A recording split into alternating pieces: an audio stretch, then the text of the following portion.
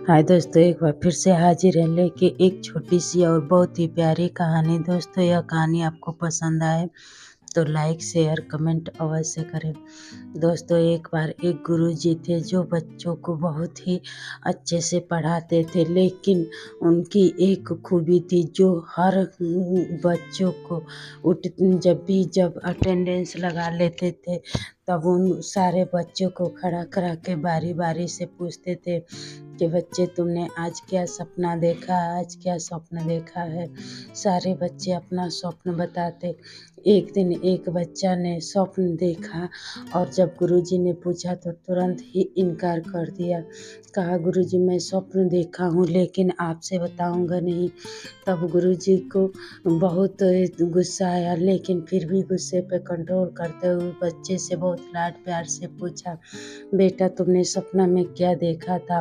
बच्चे ने एक भी बात नहीं मानी और वह इनकार करता रहा। तब गुरुजी ने उस बच्चे को बहुत पीटा और लेकिन वह आखिरी तक वह अपना सपना नहीं बताया। तब बच्चे दौड़े दौड़े उसके माँ के पास गए।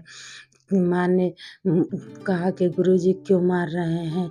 गुरुजी की मार के बारे में सुनकर वह मुखिया जी के पास गई। मुखिया जी से बोली कि मुखिया जी, मेरे बेटे को गुरुजी ने बहुत मारा है। यह बात सुनकर गुरुजी ने उस बच्चे को अपने पास बुलाया और पूछे, बेटा, क्या सपना देखा है, मुझसे बता दो। लेकिन वह बच्चा कहा कि मुखिया जी, मैं आपको भी अपना सपना नहीं बता सकता, मैं आपको अपना स्वप्न नहीं बताऊंगा। मुखिया जी को भी बहुत गुस्सा आया और वह उस बच्चे को बहुत मारे।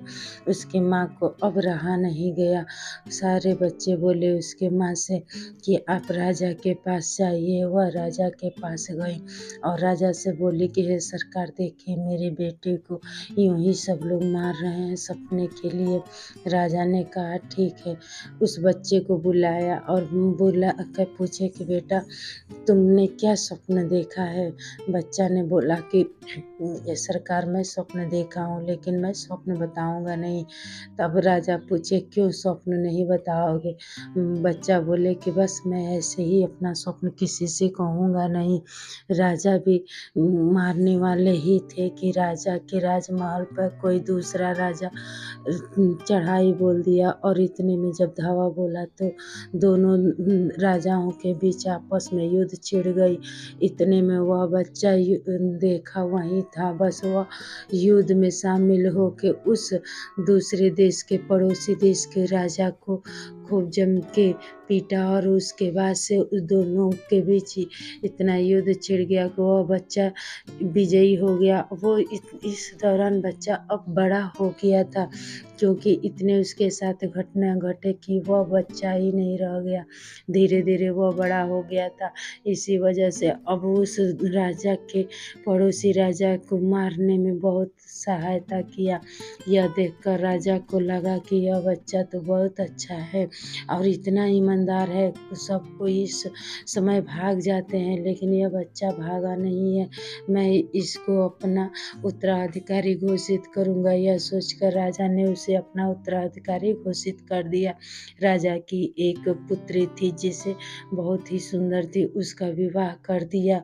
उसके बाद से आखिर में उसे अपना उत्तराधिकारी बना के राजगद्दी पे बैठा दिया। फिर यह इतने में पूरे राजमहल में चर्चा हो गया कि वह गरीब बच्चा जिसके आगे पीछे कोई नहीं था, एक बुढ़िया माँ थी, वो आज राजा का दामाद बन गया, उत्तराधिकारी बन गया।